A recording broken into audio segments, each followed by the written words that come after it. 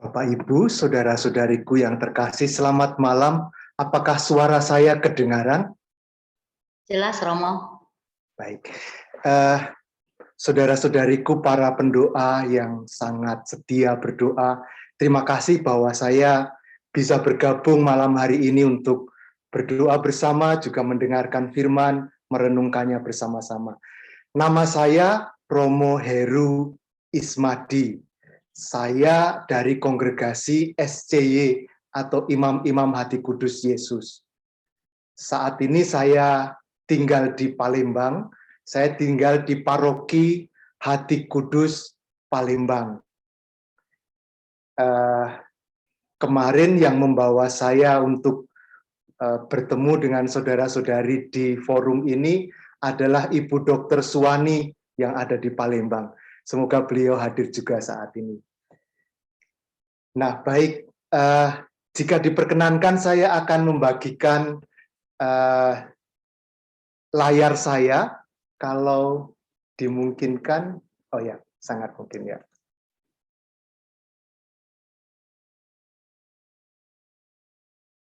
Apakah layar saya bisa dilihat ya? Jelas, Romo. Baik. Bapak, Ibu, saudara-saudariku yang terkasih, saya ingin mengajak untuk menemukan bahagia di tiap saat hidup kita.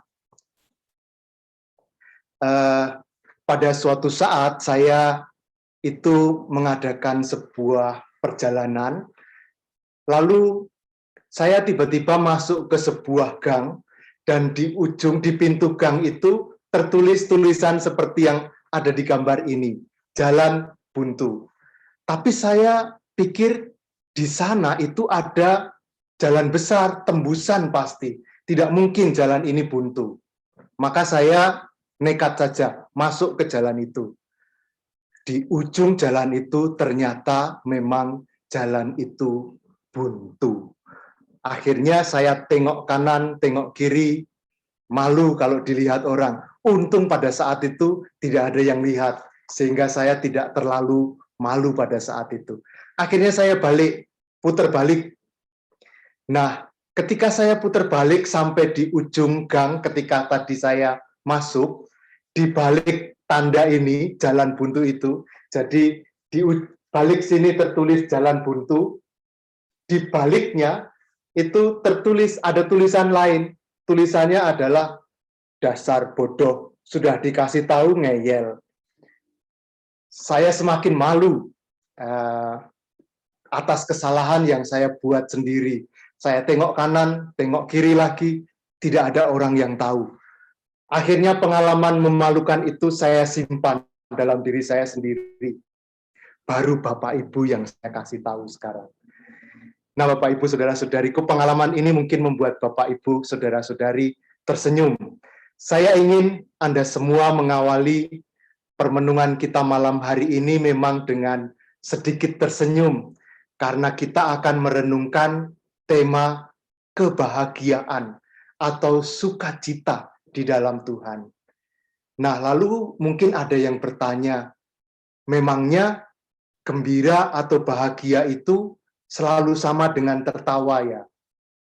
Mari kita renungkan tema ini pelan-pelan. Semoga apa yang saya katakan nanti tidak membuat Bapak Ibu bosan. Kalau bosan bisa memberi tanda tangan sehingga saya bisa berhenti lalu kita membuat sesuatu yang berbeda. Nah, Bapak Ibu, saudara-saudariku, kita semua saat ini merasakan situasi yang berat selama pandemi ini. Kita dapat merasakan kekhawatiran orang, tetapi juga kekhawatiran diri kita sendiri. Kita merasakan kasihan kepada orang-orang penderita, orang-orang yang terdampak pandemi ini, tetapi kita juga kasihan pada diri kita sendiri karena kita pun terdampak. Bahkan sebagian dari kita mungkin ada yang harus kehilangan orang-orang yang kita kasihi dalam keluarga kita.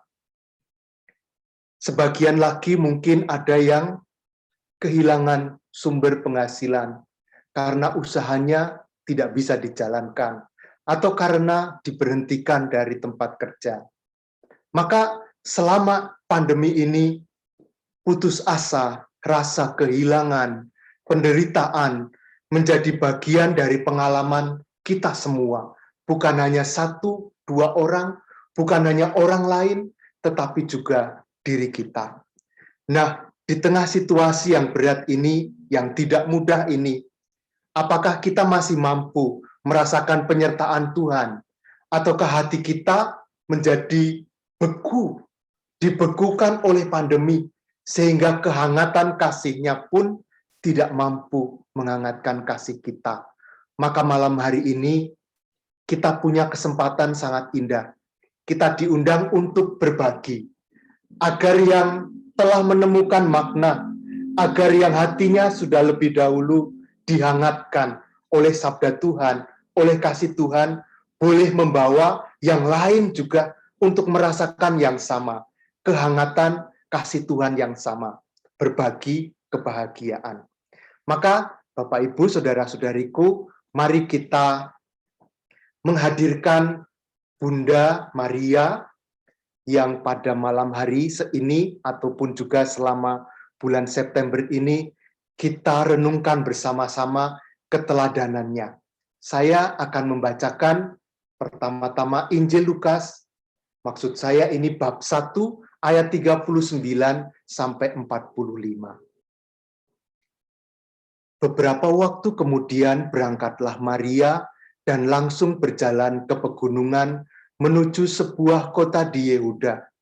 Di situ ia masuk ke rumah Zakaria dan memberi salam kepada Elizabeth.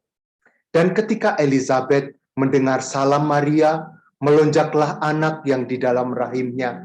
Dan Elizabeth pun penuh dengan Roh Kudus, lalu berseru dengan suara nyaring, "Diberkatilah engkau di antara semua perempuan, dan diberkatilah buah rahimmu. Siapakah aku ini sampai ibu Tuhanku datang mengunjungi aku? Sebab sesungguhnya ketika salammu sampai kepada telingaku, anak yang di dalam rahimku melonjak kegirangan. Dan berbahagialah ia yang telah percaya, sebab apa yang dikatakan kepadanya dari Tuhan akan terlaksana."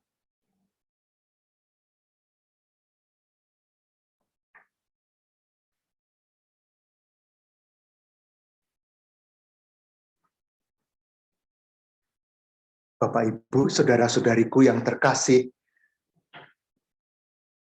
berpangkal dari sabda Tuhan yang baru kita dengarkan, ada 3 poin renungan yang ingin saya sampaikan.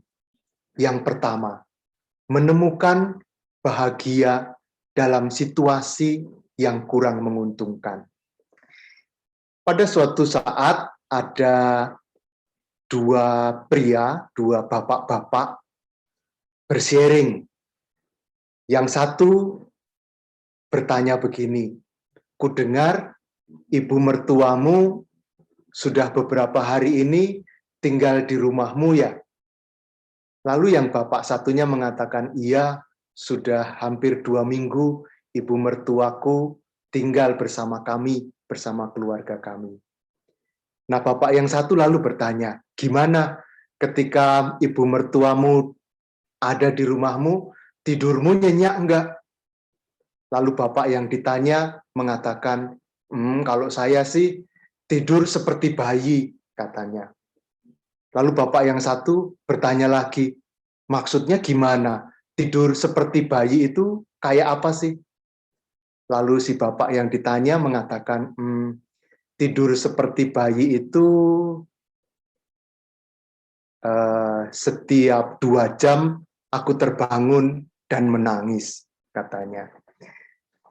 Saudara-saudariku yang terkasih, setiap manusia mempunyai kesusahannya sendiri.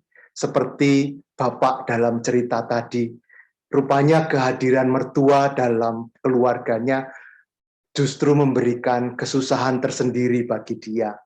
Dan setiap orang mempunyai kesusahannya sendiri, masing-masing kita.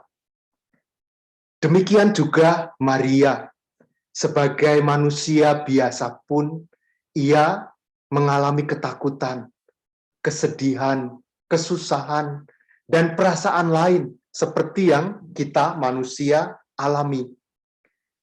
Dalam kebingungan tentang sabda Tuhan yang didengarnya melalui malaikat Gabriel, ia dengan tulus hati mengatakan bahwa ia adalah hamba Tuhan, dan ia mau taat menjalani keputusan yang Tuhan sudah tetapkan bagi dia. Lalu ketika ketemu dengan Elisabet dan melihat anugerah yang Tuhan berikan kepada Elisabet yang mengandung di hari tuanya, Maria mendapatkan keyakinan bahwa keadaan yang dialami, situasi tidak menentu, kebingungan, ketakutan, rasa gelisah, yang tidak mudah bagi hidupnya, itu bukan merupakan sebuah musibah, tetapi merupakan sebuah kehormatan bagi dia. Kita merasakan juga dalam hidup-hidup kita hal-hal yang tidak mudah. Misalnya, anak-anak dalam keluarga kita kadang bukan anak-anak yang muda. Mereka sering memberi kesusahan kepada orang tuanya. Kadang tindakan mereka bukan membanggakan, tetapi justru membuat kita malu terhadap orang-orang di sekitar kita. Situasi seperti ini berat bagi orang tua. Atau mungkin ada juga keluarga yang mengalami ada orang tua yang tidak bisa mengerti keadaan anak-anaknya, cucu-cucunya. Bukannya membuat mudah hidup, tetapi orang tua kadang dengan perilaku, dengan kata-kata, dengan sikapnya, justru memperberat hidup anak-anak dan cucu-cucu. Saudara-saudariku, pengalaman yang seperti ini, yang tidak mudah seperti ini, seringkali kita rasakan atau kita hayati seperti sebuah hukuman, sebuah musibah yang harus kita tanggung, yang berat. Tetapi melalui pengalaman Bunda Maria yang kita dengar tadi, ternyata hal-hal seperti ini bukanlah sebuah musibah atau bahkan hukuman, tetapi adalah sebuah kehormatan bagi kita yang mengalaminya. Ada seorang ibu pernah cerita pada saya, Romo, kenapa ya saya diberi suami yang pemarah? Bahkan dia tidak melakukan kewajibannya sebagai seorang bapak dalam keluarga. Saya yang harus bekerja keras, menanggung semua beban keluarga. Untuk apa saya punya keluarga yang seperti ini? Mengapa Tuhan melakukan seperti ini kepada saya? Lalu saya mengatakan kepada ibu itu, Ibu, kalau ibu diberi situasi seperti ini, artinya ibu dipercaya oleh Tuhan mengalami semua ini. Ini adalah sebuah kehormatan yang diberikan kepada ibu. Kalau wanita lain yang menjadi istri dari suami ibu ini, yang sifatnya, yang perilakunya seperti ini, mungkin wanita itu sudah tumbang, sudah menyerah. Tetapi lihat apa yang terjadi pada ibu. Ibu tetap berdiri tegak dan mampu mengatasi semua itu. Artinya kepercayaan Tuhan kepada ibu tidak salah. Dan kehormatan diberikan kepada ibu untuk mengalami hal ini. Saudara-saudariku, ternyata ada kepahitan, ada kesusahan, ada keringat, ada kerja keras. Jadi hidup yang bahagia itu bukan berarti hanya hidup yang penuh tawa, yang penuh pesta pora, tetapi adalah hidup yang bersyukur karena kita menyadari Tuhan memberikan kehormatan yang dipercayakan kepada kita. Seringkali kita terperangkap pada pada konsep bahwa bahagia yang ada, bahagia menurut pikiran kita sendiri, maksud saya. Bahagia yang diperlawankan dengan duka cita. Maka orang sering menganggap peristiwa duka cita, peristiwa kecemasan, kesusahan, itu menjadi penghalang bagi kita untuk bahagia. Atau paling tidak mengurangi kadar kebahagiaan kita. Harusnya kita bisa 100% bahagia, tetapi karena ada kecemasan, ada penderitaan, lalu orang mengatakan bahagia kami tidak penuh gara-gara itu.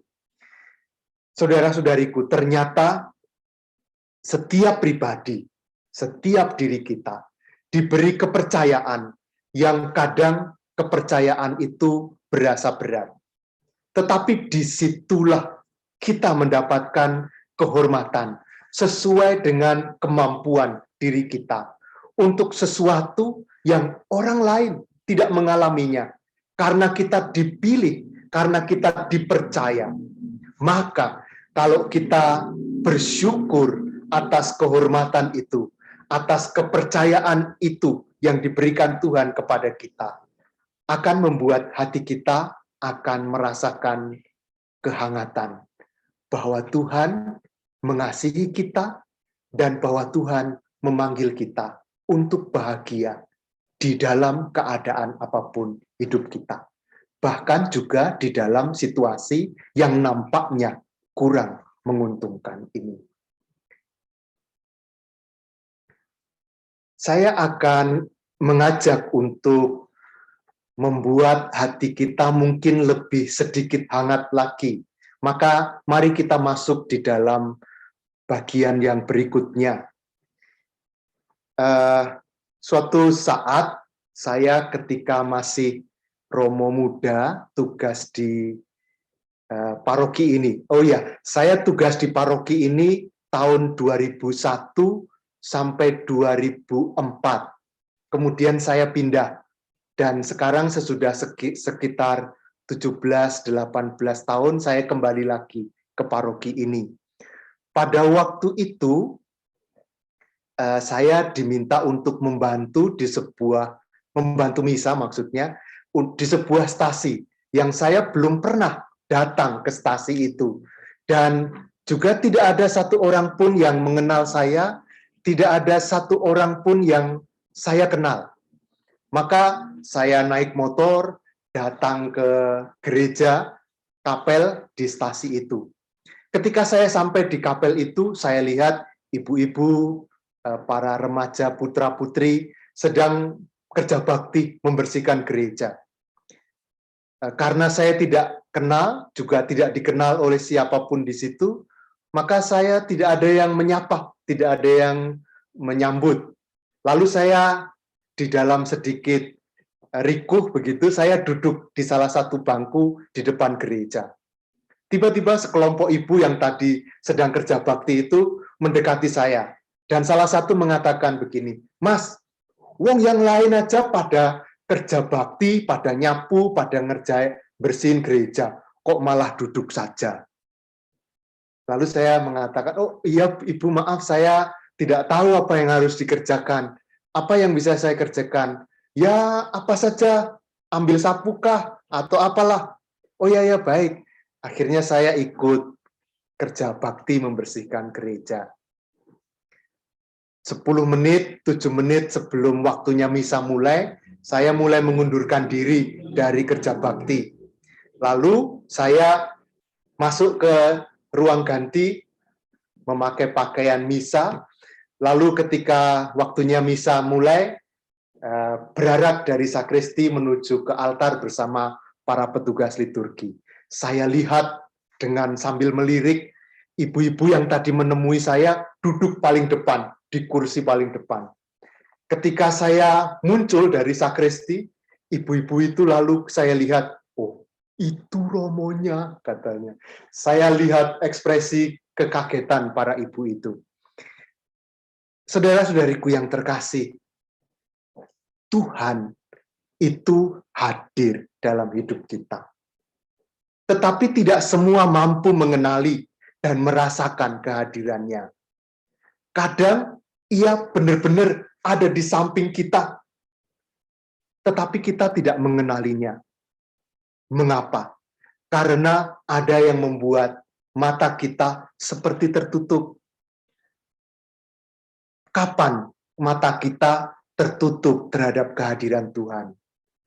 Pada saat kita sibuk dengan diri kita sendiri, dengan keinginan kita, dengan ambisi kita, atau pada saat kebencian menguasai batin kita, sehingga yang muncul dalam hati, dalam pikiran hanyalah benci, balas dendam, merencanakan yang buruk.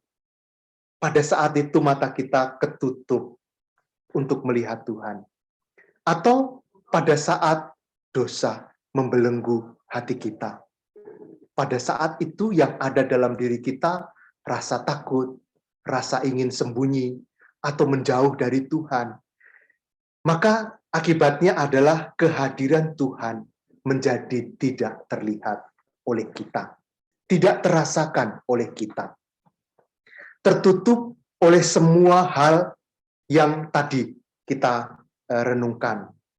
Karena tidak menyadari kehadiran Tuhan, lalu kita kadang merasa sendirian, menanggung beban berat sendirian, seolah-olah Tuhan menegakan kita menderita. Lalu kita mengeluh. Bahagia jauh dari diri kita dalam situasi ini. Maka saudara-saudariku, bahagia yang mendalam akan kita alami karena mata kita, kalau mata kita terbuka. Terbuka untuk melihat dengan jelas, untuk merasakan dengan nyata kehadiran Tuhan di dekat kita, bersama kita. Bahagia karena Ia yang kita nantikan, yang kita perlukan hadir bersama kita. Membantu, menolong, memberkati setiap langkah hidup kita. Maka poin yang kedua yang ingin saya sampaikan adalah bahwa kita akan bahagia ketika kita mampu merasakan bahwa Tuhan ada di dekat kita. Dan saya akan mengajak sekarang masuk ke dalam bagian yang ketiga, bahagia karena berbagi. Dalam bacaan Injil yang tadi kita dengar, Maria mengunjungi Elisabet. Maria dan Elisabet memiliki persoalannya masing-masing. Kunjungan Maria kepada Elisabet didasari oleh keinginan untuk meyakinkan perasaannya sendiri terhadap apa yang dikehendaki Allah atas dirinya. Maria di dalam segala pergulatan batinnya, dalam pekunjungan kepada Elisabet ini, mau meyakinkan diri tentang apa yang sedang dialami. Di dalam hati Maria tersimpan begitu banyak rasa khawatir yang begitu besar, takut, tidak percaya bahwa ia dipilih Allah untuk sesuatu yang besar, yang rasanya di luar kekuatan dia, untuk mengandung dan melahirkan Sang Juru Selamat. Nah, di rumah Elisabet, Maria ternyata mendapatkan dukungan. Elisabet dan Maria saling menasehati dan saling menguatkan untuk menjalani hari-hari mereka yang sama-sama tidak mudah. Kebersamaan itu memberikan keyakinan kepada Maria untuk melanjutkan tugasnya, mengandung Sang Juru Selamat. Nah, bahagia didapatkan karena kita bisa berbagi kegelisahan, kecemasan bersama saudara yang juga sedang berusaha menemukan makna dari peristiwa yang dialami. Maka kita bertemu bersama untuk berbagi, sama-sama mencari, dan disitulah kita menemukan makna. Ketika kita menemukan bersama-sama makna dari pengalaman hidup kita, kita menemukan kebahagiaan. Maka yang sudah menemukan, lalu membagikan kepada yang lain yang sedang mencari. Maka kehangatan, rasa bahagia yang dialami oleh satu orang dibagikan kepada yang lain agar yang lain menemukan dan merasakan yang sama. Pada waktu saya kecil, masih tinggal di keluarga, saya mempunyai seorang sepupu, anak dari Pak D saya, tinggal di rumah kami. Nah, kami mempunyai kebiasaan begini, kalau ibu itu pergi belanja, waktu itu masih sederhana, belanjanya di pasar tradisional. Kalau ibu belanja, pulang pasti membawa sesuatu yang enak untuk diberikan kepada kami, anak-anak. Nah, pada suatu hari ibu belanja dan pulang membawa sesuatu. Tangannya diletakkan di balik punggung, lalu mengatakan kepada kami, saya punya dua saudara, satu kakak laki-laki, satu kakak perempuan, kemudian sepupu dan saya. Maka kami berempat waktu itu. Nah, di hadapan kami berempat, ibu mengatakan begini, tutup matamu, buka mulutmu. Maka kami semua, karena tahu bahwa ibu akan membagikan sesuatu, kami dengan percaya membuka mulut. Dan ibu memasukkan waktu itu permen ke mulut kami masing-masing. Nah, suatu saat saya tidak punya apa-apa, tidak punya sesuatu yang enak, maka saya memanggil saudara sepupu saya untuk datang. Dan saya mengatakan pada dia, tutup matamu, buka mulutmu. Karena kami terbiasa mengalami itu dari ibu, maka dia juga dengan percaya menutup mata, membuka mulut. Saya tidak punya apa-apa. Dia sudah membuka mulut di depan muka saya, maka saya memetik sebuah daun, selembar daun, saya masukkan ke mulut dia. Dan dia menangis karena perbuatan saya. Saudara-saudariku, kita menerima begitu banyak hal baik dari Tuhan, dari orang-orang di sekitar kita. Jangan gagal melanjutkan kasih yang sudah kita terima. Seperti yang saya alami waktu kecil, saya gagal membagikan kasih dan kebaikan ibu saya kepada saudara sepupu saya. Kita jangan pernah gagal membagikan sesuatu yang kita terima. Kebaikan, cinta kasih dari Tuhan dan keluarga kita.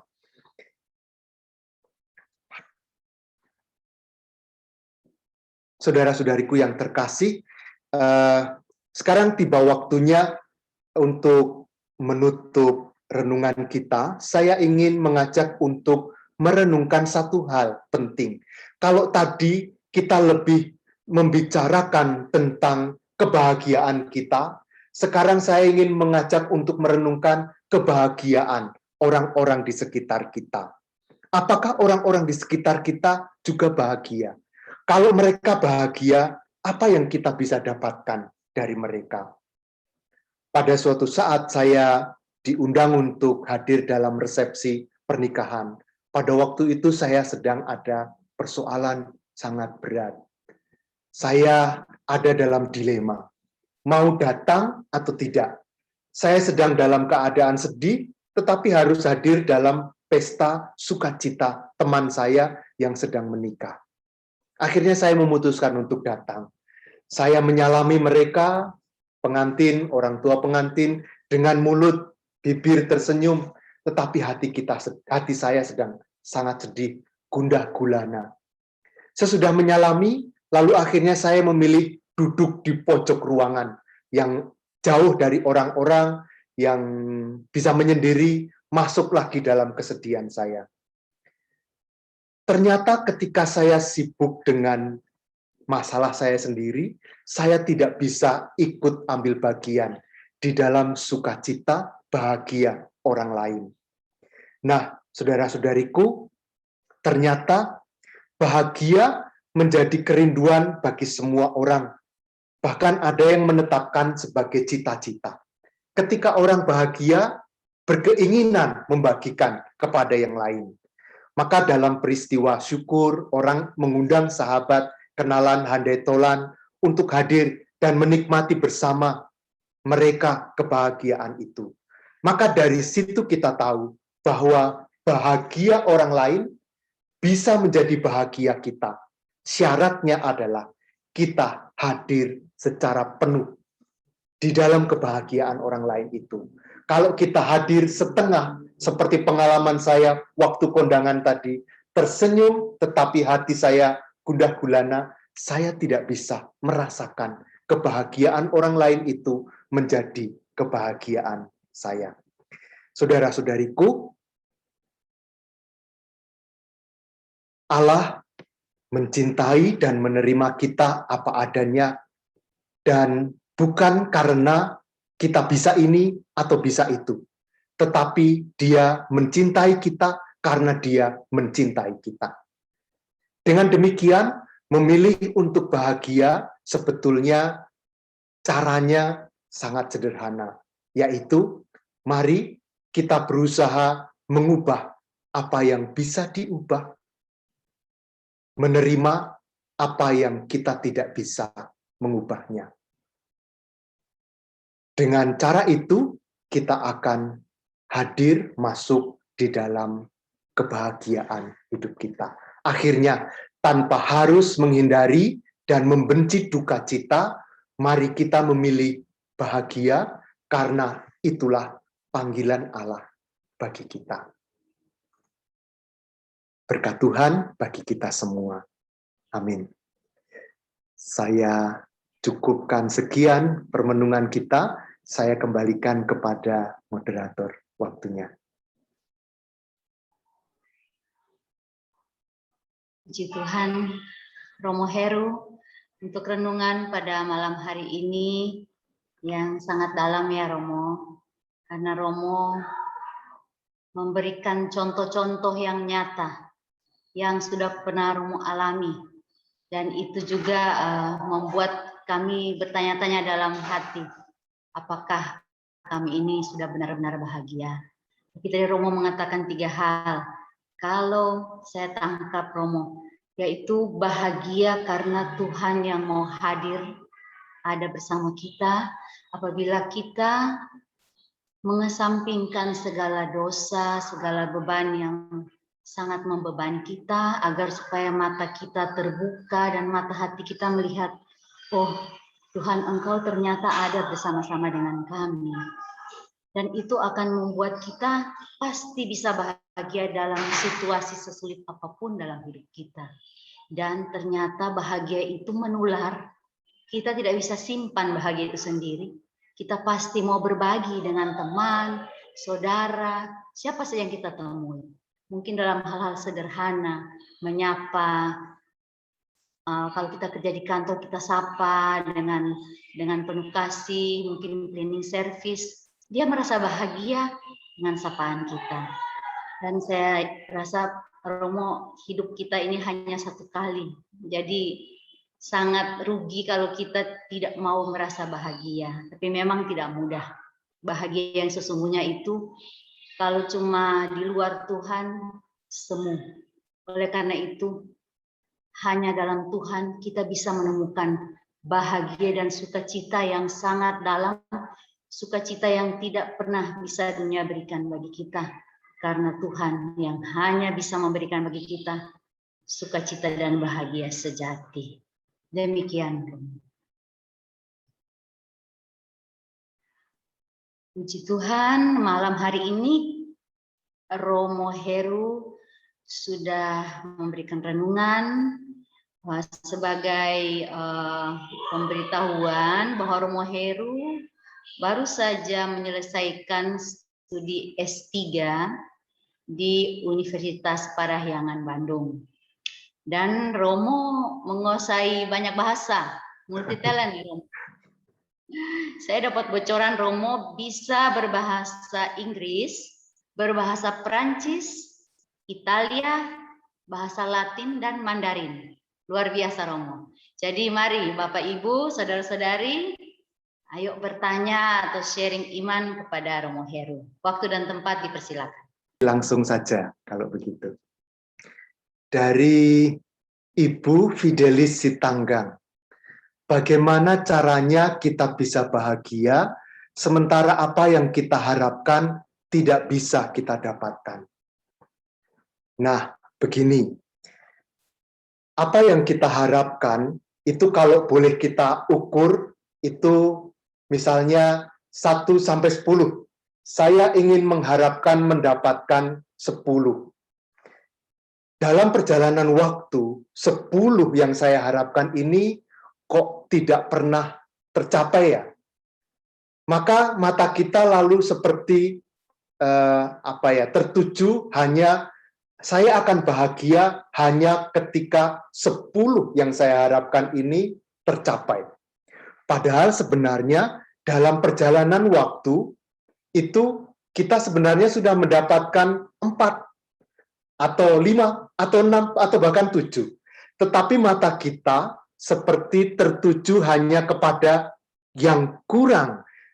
Masih kurang 3 atau masih kurang 4 dari yang kuharapkan. Sehingga kita merasa harapan saya kok tidak tercapai ya. Cara menghayati seperti ini lalu membuat kita kurang bersyukur sehingga kita lalu jauh dari rasa bahagia. Saya ingin mengajak untuk melihat bukan 3 atau 4 yang kurang, tetapi lihat 6 atau 7 yang kita sudah dapatkan. Belum sungguh sempurna, belum sungguh utuh apa yang kita harapkan terjadi, tetapi sebenarnya sudah ada benih-benih hal-hal yang sudah mulai terjadi seperti yang kita harapkan, walau sempurna.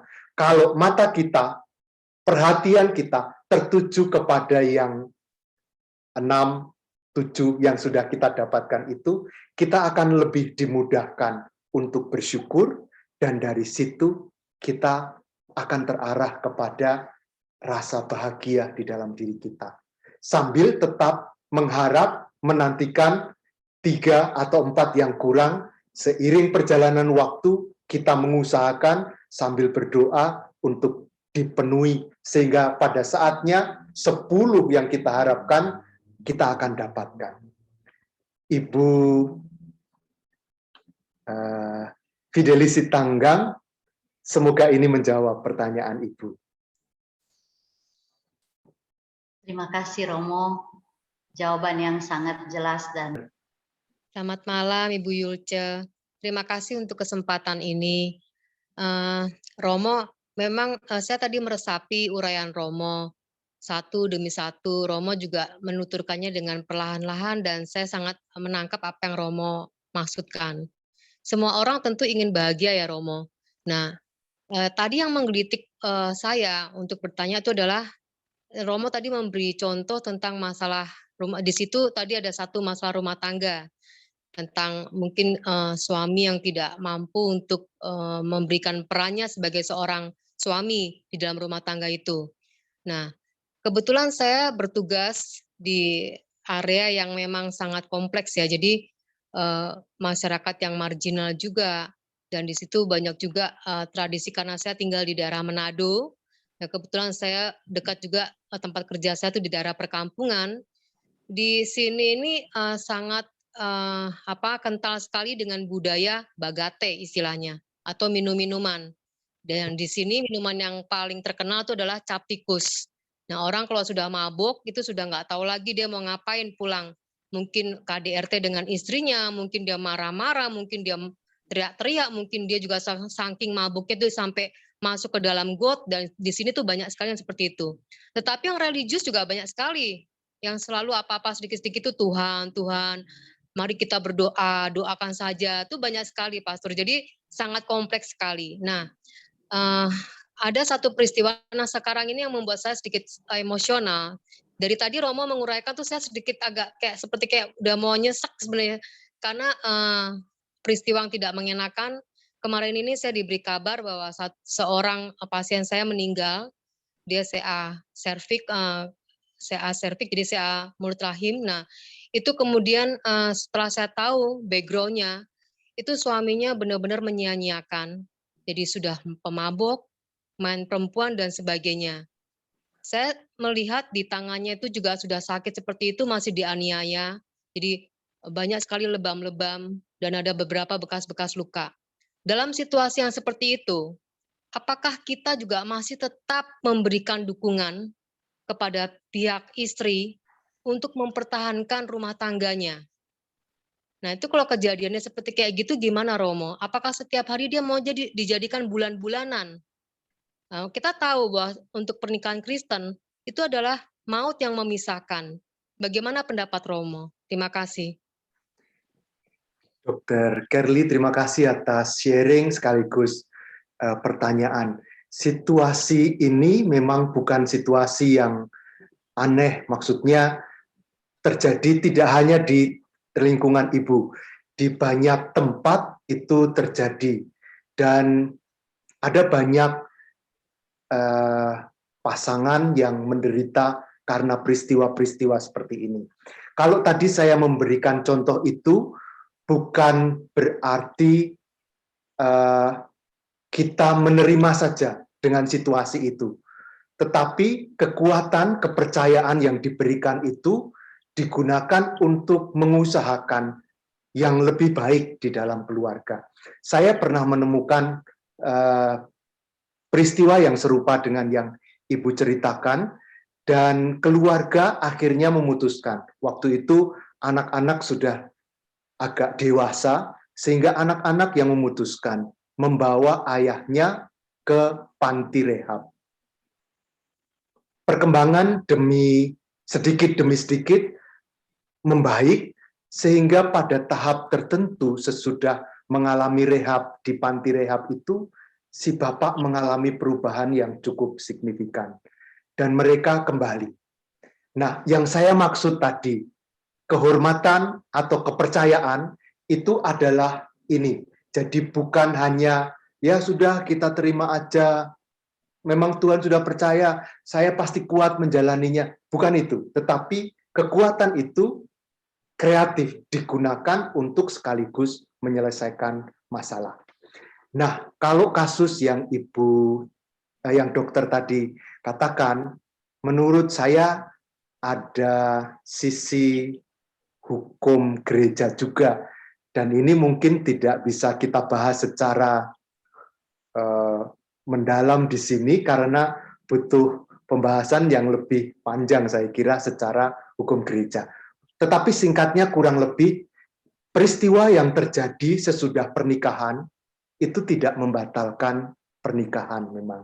Tetapi kalau bahwa sifat buruk itu sebenarnya sudah ada sebelum pernikahan, misalnya sejak sebelum menikah biasa main tangan, memukul, kekerasan, dan itu berlanjut sampai sesudah menikah, nah itu bisa dibawa kepada hakim gereja untuk dikatakan, untuk diurus begitu ya, untuk mengatakan kepada hakim gereja, para romo, para hakim gereja, apa yang harus kami lakukan dalam keluarga yang seperti ini. Dan mereka akan membantu untuk menyelesaikan kasus-kasus seperti ini secara hukum. Yang kita bahas pada saat ini lebih kepada bagaimana menghayati, bagaimana menempatkan diri di dalam, boleh dikatakan sebagai sebuah semangat, tetapi bukan secara hukum. Secara hukum bisa kita bahas dalam forum yang mungkin berbeda. Dokter, mungkin ini bisa menjawab apa yang tadi dokter sharingkan dan tanyakan. Ya, terima kasih Romo, saya paham. Terima kasih. Terima kasih. Berkenan hadir di sini. Terima kasih untuk renungannya. Romo, boleh izin tanya? Romo bicara mengenai kebahagiaan, sangat inspiratif dan sangat mendalam. Yang Romo maksud ini, bahagia bukan perasaan sesaat kan Romo? Tapi perasaan yang lebih stabil maksud Romo ya? Atau bagaimana? Bahagia, mungkin hari ini saya bahagia karena saya sehat, semuanya jalan oke-oke. Tapi ada masalah besok, teman-teman. Tapi yang dimaksudkan Romo itu sesuatu yang lebih deeper, begitukah? Atau yang lebih stabil dan bukan hanya emosi atau mood segini. Mungkin Romo bisa menjelaskan lebih dalam untuk kami. Terima kasih Romo. Ya, Baik, dokter. Dokter kalau tanya jangan yang susah dong, harusnya yang sederhana aja. Susah ya Romo ya. Maaf Romo kalau ngerepotkan. Baru ketemu sudah ngerepotkan. Aduh. Iya dokter, memang yang saya maksud adalah bahagia itu sesuatu yang lebih mendalam, yang meskipun ada ombak terjadi dalam hidup kita, bahagia itu tidak hilang, karena kita memang sudah memilih untuk itu. Kalau kita bahagia, lebih dipahami sebagai perasaan sesaat, nanti ada peristiwa tertentu, perasaan itu hilang, seolah-olah kita tidak bahagia lagi. Nah, kita memilih untuk dengan 3 poin yang tadi saya sampaikan itu membawa kita kepada kebahagiaan yang lebih stabil begitu ya. Apapun yang terjadi, kita tetap merasakan hangat di dalam batin kita, walaupun sesuatu berat terjadi dalam diri kita. Sekaligus ada yang menambahkan pertanyaan ini, Ibu Ani kah namanya? Rasul Paulus berkata hidup itu memikul salib Yesus dan kematian adalah keberuntungan. Jadi dalam situasi seperti ini, bagaimana sih bahagia? Nah itu tadi, ketika hidup kita mengalami banyak hal, up and down, kalau kita menggantungkan kebahagiaan sebagai perasaan yang sesaat, sesuatu yang berat tiba-tiba bisa seperti menghempaskan bahagia kita. Padahal sebenarnya pada saat itu pun kita bisa bahagia. Begitu. Karena sesuatu yang kekal. Nah, kalau kita memperlakukan yang kekal sebagai yang sementara, nanti akan nilai itu akan menjadi bagaimana dikatakan ya, kalau bahagia yang adalah bahagia yang kekal, tapi kita perlakukan sebagai sementara yang perasaan bisa terombang-ambing, nanti kita akan merasakan bahagia yang semu, begitu ya, yang tidak seharusnya terjadi dalam diri kita. Saya kira ini Dokter Suwani dan Ibu, saya membacanya, Ibu Ani menjawab pertanyaan. Terima kasih Romo. Terima Jadi kasih. suatu pilihan untuk kita, suatu harapan bahwa kita berpegang untuk sesuatu yang lebih kekal. Ada seperti dalam referen Mazmur, bahagiaku terikat pada Yahweh, Allahku adalah harapanku. Kira-kira begitu Romo. Ya, baik. Terima kasih Romo. Ya dokter, terima kasih. Ada Ibu Cendrawati ya. Saat ini bertambah banyak kondisi suami istri. Sang suami tidak bisa memberi nafkah keluarganya. Apa yang harus istri lakukan dalam kondisi ini? Apa ini gejala perubahan dalam keluarga saat ini?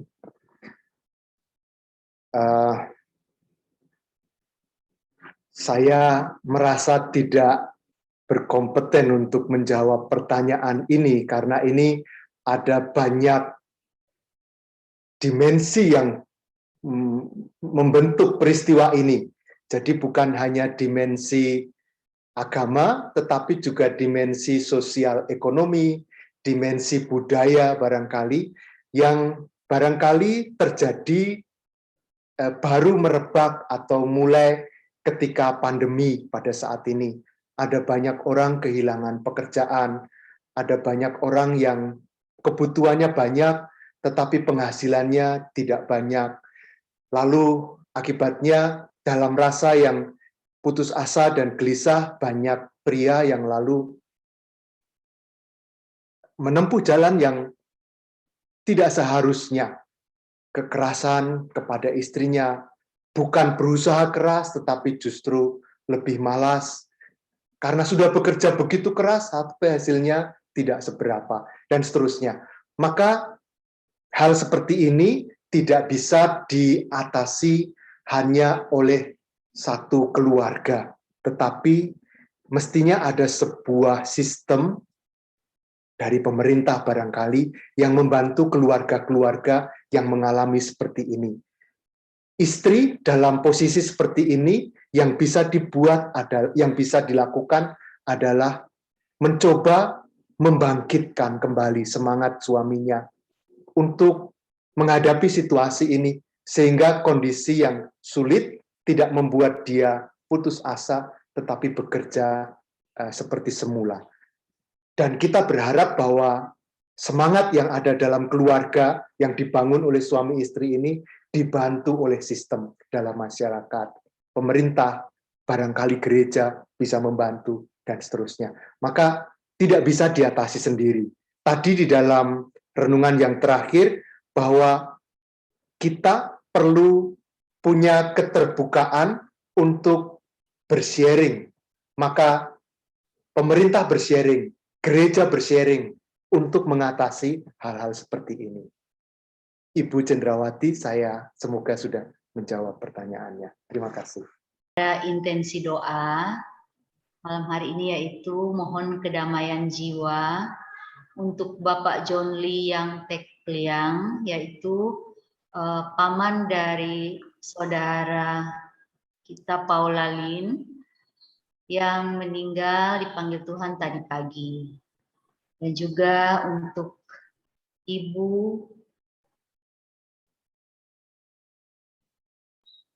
Christine Erliawati, tante dari saudari Anita, saat ini kritis di ICU, Romo, oleh karena COVID dan saturasi oksigen yang menurun dan juga ada komplikasi diabetes mellitus. Dan yang ketiga, kita mohon doa Romo untuk berkat hari ulang tahun Ibu Elsa, dan juga buat kami semua pendoa syafaat yang hadir malam hari ini, kami mohon doa berkatnya. Marilah kita berdoa. Dalam nama Bapa dan Putra dan Roh Kudus. Amin. Tuhan, kami bersyukur untuk semua karunia, berkat, perlindungan, bimbingan yang Engkau berikan kepada kami. Kami merasakan Engkau begitu dekat dengan kami. Kami bersyukur bahwa Engkau ada di dekat kami. Tuhan, karena kami hidup di dunia, kami mengalami juga pengalaman-pengalaman yang menunjukkan keadaan kami yang fana. Ada di antara kami yang sedang sakit. Ada di antara kami keluarga yang kami kasihi berpulang meninggalkan kami. Juga ada kesulitan-kesulitan lain yang kami alami. Tuhan, di dalam situasi yang seperti itu, kami pun percaya bahwa Engkau ada bersama kami, mendampingi kami, memberikan penghiburan. Terima kasih atas komunitas doa di mana kami berada pada saat ini, yang kami di dalamnya boleh saling mendukung, saling mendoakan. Di dalam doa kami bersama ini, kami merasakan kehadiran-Mu. Tuhan, secara khusus kami berdoa untuk saudara kami, John Lee yang Tekliang, paman dari saudari kami Paula Lin, yang Kau panggil kehadirat-Mu pagi tadi. Berkenanlah Engkau mengampuni dosanya, memberikan kesejahteraan abadi bagi jiwanya, dan karena kerahiman, kemurahan hati-Mu sendiri, Engkau membiarkan dia ada di dalam naungan berkat-Mu, ada di dalam kesejahteraan abadi bersama Engkau di surga. Kami juga berdoa untuk Ibu Maria Christina Erliawati, tante dari saudari kami Anita yang sedang sakit. Tuhan, semoga Engkau berkenan mengulurkan tangan-Mu yang suci, menjamahnya, memberikan kesembuhan, dan semoga harapan kami untuk kesembuhan boleh Engkau kabulkan. Dan kami juga bersyukur bersama Ibu Elsa yang berulang tahun, Semoga Engkau yang selalu setia sampai saat ini mendampingi, membimbingnya, pengalaman ulang tahun bahwa Engkau hadir di hadapan, di dalam hidupnya, menjadi jaminan kepastian bagi hidupnya, bahwa Engkau akan tetap setia juga, mendampinginya, dan membuatnya juga setia hanya kepadamu. Kini kami persembahkan kelompok doa kami ini, juga para pendoa syafaat secara khusus yang selalu melayani kelompok doa kami. Biarlah Engkau hadir dalam hidup mereka, memberkati pelayanan yang dilakukan setiap saat. Dan kami juga berdoa untuk keluarga kami masing-masing, dan berkenanlah Engkau memberkati kami semua. Tuhan bersamamu dan bersama rohmu. Kita semua, saudara-saudari yang kita doakan, keluarga yang kita kasihi, pekerjaan dan usaha kita setiap hari dibimbing dan diberkati oleh Allah yang Maha Pengasih, Bapa dan Putra dan Roh Kudus. Amin.